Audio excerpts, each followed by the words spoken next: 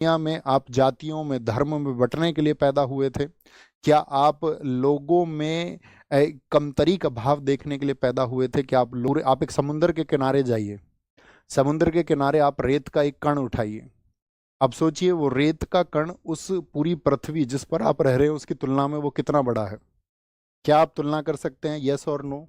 आप कहेंगे नहीं भैया, वो कण तो अत्यंत सूक्ष्म है। उस कण को ऐसे लगता है कि कोई महत्व तो उसका है, उस प्रकृति में उसका योगदान तो है, लेकिन एकदम से नगण्य मालूम पड़ता है।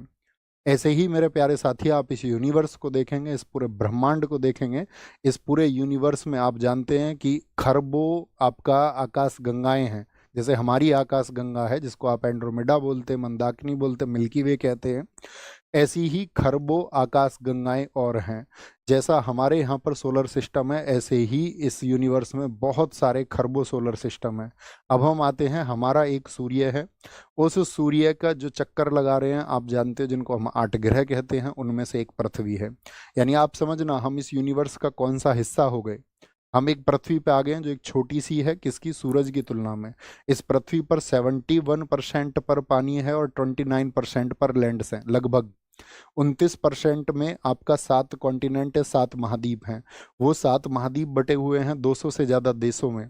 उन देशों में से एक देश हमारा देश भारत है। वह भारत भी 28 राज्यों में बटा हुआ है। उन 28 राज्यों में एक आपका शहर और फिर आपका एक गांव भी है। उस गांव में आपका एक घर है जहां से बैठ के आप ये कक्षा कर रहे हैं, या एक जगह है जिस लाइब्रेरी से बैठ के आप ये कक्षा कर रहे हैं। तो क्या आपका इतना छोटा सा हिस्सा जो था वो दुनिया में नफरत फैलाने के लिए आप पैदा हुए थे? क्या दुनिया में आप जातियों में, धर्म में बंटने के लिए पैदा हुए थे? क्या आप लोगों में कमतरी का भाव देखने के लिए पैदा हुए थे? क्या आप लोगों के अंदर डर का माहौल बनाने के लिए पैदा हुए थे? या आप इस इंसानियत को और खूबसूरत बनाने के लिए पैदा हुए थे? सबसे ज़्यादा आईक्यू इस ह्यूमन बीइंग को दिया इस नेचर ने, इस प्रकृति ने, उस सृष्टि के निर्माता ने। तो जिसको ये मिला सबसे ज़्यादा, वह इसका इस्तेमाल किस तरीके से कर रहा है?